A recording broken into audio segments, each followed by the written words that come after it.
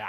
Tax cuts 2.0, round two, in the works, we hear. Lawmakers want to make the child tax credit and that standard deduction. They want to make it that permanent, and they want to open up pension plans like 401ks to more investment. Congressman Mike Bishop, Republican from Michigan, is with us now. Sir, you're on the tax committee. You want to have a vote on these measures in September. I think you've set a tax trap for the Democrats, haven't you?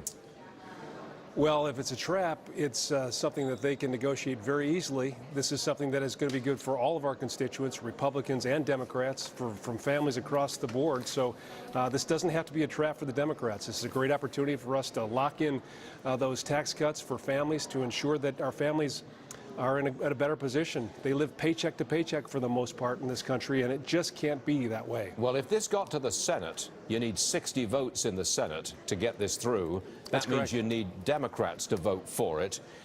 It is a tax trap, because if they vote against it, then they're voting against the middle class. But you don't see it that way? Well, of course, I see it that way. If they don't vote for it, that's to their detriment. But it's also a vote against their own constituents. This is something that we all have to recognize. This can't be a partisan issue. We've got too many pressures, financial pressures on the people of this country. We've got a great thing going right now with this economy as a result of tax reform, and we're seeing a booming economy. As the chairman says, we've gone from an economy where are the jobs to where are the workers.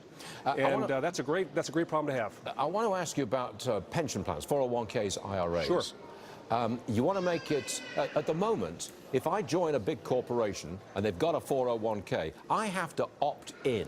I have to say I want in to that pension plan.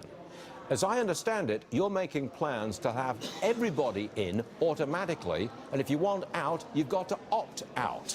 I think it's a great thing. Is that what you're discussing? Well, it gives employers and employees the opportunity to participate in these 401k plans, in retirement plans. It's, I think, a great way to incentivize savings for the future. Too many of our families don't have that kind of savings to rely on in their later years, and we want to make sure that they are able to put away their own money for their own future. Are you opening up 401ks to much smaller companies?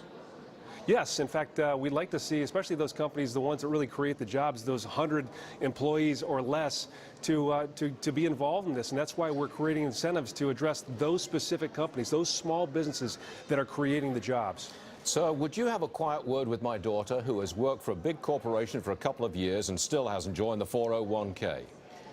I would like to have that conversation with her. It's very important for all of our younger folks to make sure that they prepare for their own retirement. Yes, sir. Congressman, thanks for joining us this morning. We do appreciate it, sir. Thank you for having me. Yes, sir. Appreciate it.